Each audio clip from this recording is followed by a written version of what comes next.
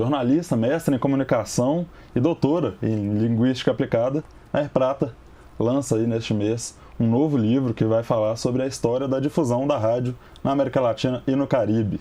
E, bom, essa publicação vai trazer aí uma abordagem sobre o papel das rádios AM como difusoras e como estabelecedoras, né, de várias coisas na história desse continente nosso que é tão rico e tão plural. E para falar um pouco sobre esse lançamento, sobre o livro, conversa agora com Nair Prata. Seja muito bem-vinda. Muito obrigada. Eu quero primeiro falar da minha alegria, do meu prazer de estar aqui na Alvorada, uma rádio que eu gosto tanto, e participar com vocês. Muito obrigada pelo convite. Imagina. Bom, e o livro vai ser lançado, aí, o evento de lançamento acontece de forma virtual, né? Sim. No YouTube da Conjor, dia 31. Sim, dia 31, agora próximo dia 31 de outubro, às 7 da noite, horário do Brasil, nós vamos fazer um evento virtual, como você falou, perfeito, para pesquisadores e interessados aí de toda a América Latina e o Caribe. E essa pesquisa, como você falou, é uma pesquisa que fala sobre o rádio AM. Então, nós buscamos pesquisadores. Eu, a professora Nélia Del Bianco, da UNB, e o professor Tito Balesteiros, da Colômbia, nós nos reunimos e organizamos essa pesquisa. Perfeito. Com investigadores aí de toda a América Latina. Então, nós mapeamos o rádio AM em 19 países, a partir de 7 categorias. Então, ficou muito bacana o trabalho, um trabalho inédito. Nunca foi feito um levantamento assim sobre a situação do rádio AM, porque, como a gente sabe, o AM é a própria história do rádio. É o rádio propriamente, quando né? a gente fala do AM. E nos últimos anos, o rádio AM está sofrendo um processo de deteriorização, de rebaixamento da tabela de preços, rádios estão muito sucateadas. Então, aqui no Brasil, a gente vive hoje um processo de migração que é o maior do mundo, de migração do rádio AM para o FM. As rádios estão saindo do AM, estão indo para o FM, porque sabem que no FM é o lugar hoje do rádio, né? A gente vê, por exemplo, a Rádio Alvorada, que está toda digitalizada, que tem aí um bordão que eu acho muito interessante, que é a rádio que antes você ouvia rádio e agora você ouve e vê rádio, você sente o rádio. A gente está fazendo isso agora aqui, né? Exatamente, exatamente. Então, a gente queria entender, depois de fazer esse levantamento no Brasil, a gente quis entender como é que era esse processo na América Latina. E ficou bem legal o resultado, sabe, João Pedro? Legal. E essa pesquisa está disponível para download gratuito. Nós tivemos o apoio da UNB para fazer esse trabalho. Então, está disponível. As pessoas que quiserem podem buscar aí na Editora Insular. Está lá, é só baixar e ler. É uma pesquisa muito completa. Pois é, e se inteirar aí de tudo que está acontecendo aí no Rádio AM na América Latina. E é um levantamento, então, que traz esse momento atual, mas que vai também ter essa retomada histórica, Sim, né? Exatamente. Nas categorias que nós levantamos, a primeira categoria é exatamente essa. Qual que é a história do rádio naquele país? Então, aí Legal. A gente tem Argentina, Uruguai, Paraguai, Colômbia, Venezuela, tem o Caribe, tem Cuba, República Dominicana. Então, são 19 países em que a gente traz essa trajetória, esse percurso histórico do rádio, a situação que o rádio hoje vive naquele país e os percursos que as emissoras fazem em cada país, que são diferentes, em busca aí de um lugar ao sol, que chamamos assim, nesse lugar ao sol digital. Sim, sabe? perfeito. Que seria o FM e a plataformização. Então, alguns países estão mais avançados, outros mais atrasados nesse percurso. E aí, por fim, cada país avalia a presença na internet. Então, o que o rádio daquele país, como que ele está, a relação com as redes sociais, etc. Interessante. E, bom, pensando nessa migração, qual que é a importância da Rádio AM para os programas como são consolidados hoje? Como que a Rádio AM trouxe isso para os programas de hoje em dia? Olha, o rádio AM, aqui, falando aqui do Brasil, é a própria história do rádio, né? O rádio aqui no Brasil começou aí nos anos 1910, 1920, ele prosseguiu. Nos anos 30, nós temos aqui no Brasil, então, várias emissoras sendo inauguradas. Aqui em Minas Gerais, a gente tem o início aí com a Rádio Mineira, Rádio Guarani, Rádio Inconfidência, né, que competiam pela audiência, sempre rádios AM. E aí, nos anos 40, nós temos o que a gente chama de década de ouro do rádio brasileiro, que é a efervescência aí das radionovelas, dos programas de humor, os programas de auditório, os musicais. A Rádio Inconfidência, por exemplo, aqui em Belo Horizonte, nessa época, ela fazia uma programação muito semelhante à Rádio Nacional do Rio de Janeiro. Então, assim, com grandes orquestras, com muitos músicos, com muitos atores, muitas atrizes. Uma estrutura gigante. Uma estrutura enorme que hoje a gente pensar numa estrutura daquela seria impraticável. Imagina que hoje a Rádio FM ela é operada de uma mesa, né? Sim, operado, claro, de uma forma mais enxuta, ainda mais que a gente está falando digital. E aí, nos anos 50, com a chegada da televisão, a televisão chegou aqui no Brasil em setembro de 1950, o rádio teve que se reinventar, né? Porque a televisão trazia a imagem. Era o som e a imagem. E o rádio, as pessoas falavam, o rádio é só som. Olha só. Então, como é que a gente vai fazer? Como é que a gente só vai ouvir? E aí, na minha avaliação... sai dos centros das salas e entra a TV. Sim, porque o aparelho de rádio ficava ali na sala, com um forrinho de crochê. A família, uma escuta coletiva, né? As famílias se reuniam para ouvir rádio. As radionovelas, né? As musicais. Tudo. Aí, esse aparelho de rádio sai da sala e vem o aparelho de TV. E aí as pessoas falavam, mas quem vai ouvir rádio? E aí o rádio ele teve que buscar um novo espaço.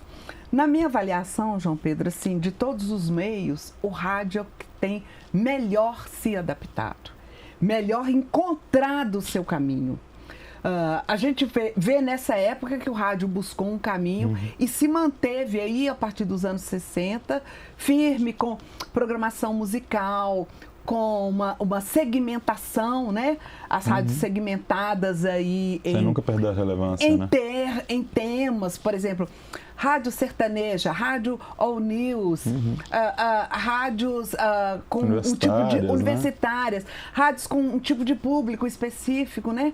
E agora, na virada dos anos do século XX para o século XXI, com a digitalização, a gente vê o rádio mais uma vez se ressignificando, né? Buscando a imagem, fazendo parte aí desse ecossistema, né, que nós temos, esse ecossistema midiático. Ele encontrou seu espaço e está aí bem tranquilo. Vai navegando. Porque a gente vê, por exemplo, os meios impressos, por exemplo, a dificuldade imensa que eles enfrentam no mundo todo, aqui no Brasil, com muita força, para encontrar o seu lugar. Porque a digitalização impactou profundamente. As revistas, assim, o que aconteceu com as revistas aqui no Brasil, né? As bancas de revista antes, elas eram uma profusão de títulos aí, e agora as bancas de revista viraram praticamente revista, né? O quê? Vendendo capinha de celular, vendendo cigarro, etc. Alguns né? livros e revistas atemporais, né? Saúde, decoração, etc. Então, assim, perderam o seu lugar na sociedade, né? A revista semanal quase não existe mais. Quase não existe mais, né?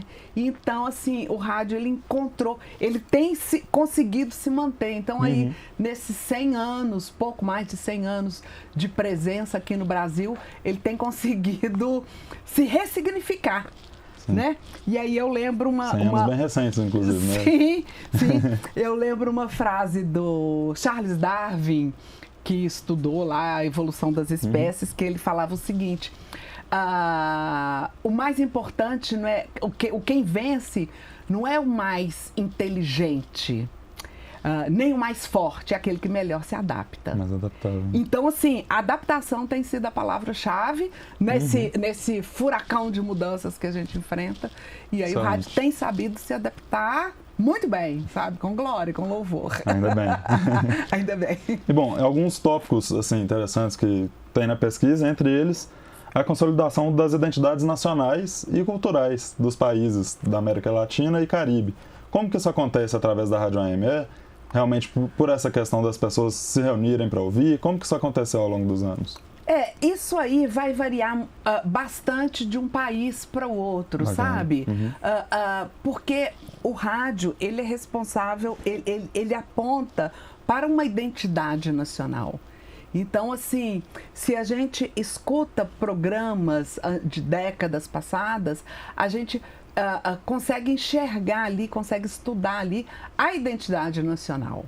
Então, as histórias, por exemplo, na América Latina, das ditaduras, por exemplo, a participação dos governantes das ditaduras nas emissoras de rádio, a participação a presença dos movimentos populares nas emissoras, sabe? Então, a história de cada país fica retratada ali na programação do rádio. Legal. Por isso que é interessante a gente estudar e pesquisar essas coisas, porque você começa a ver a participação das emissoras na construção dessa história. Legal. Aqui no Brasil, Bacana por exemplo, demais. a gente vê agora nos movimentos políticos dos últimos anos, como que o rádio, algumas emissoras se posicionaram em um lugar, outras se posicionaram em outro, construindo essa história.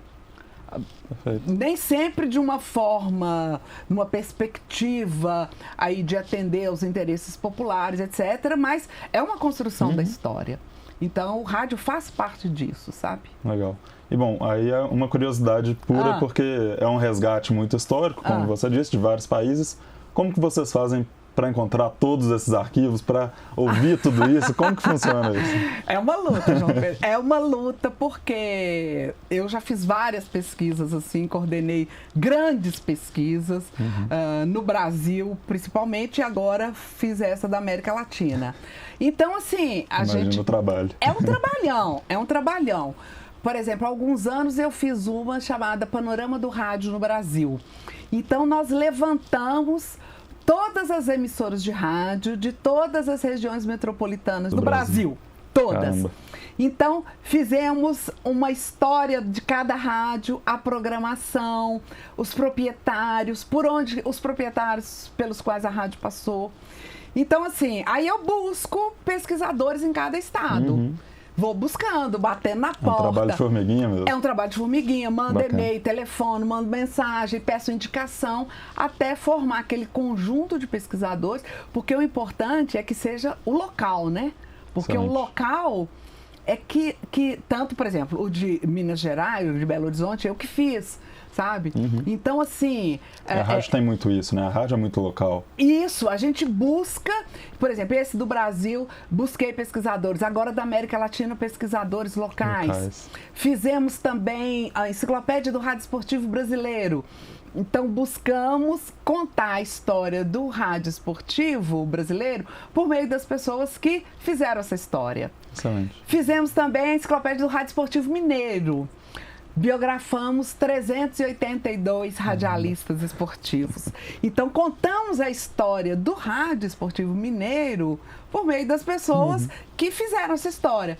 Narradores, repórteres, produtores, etc. Todo mundo que trabalhou no meio esportivo, radiofônico, tá lá.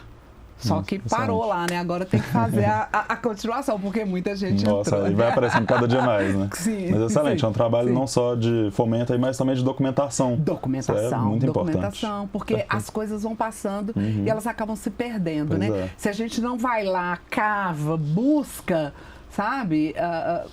Aí acaba se perdendo.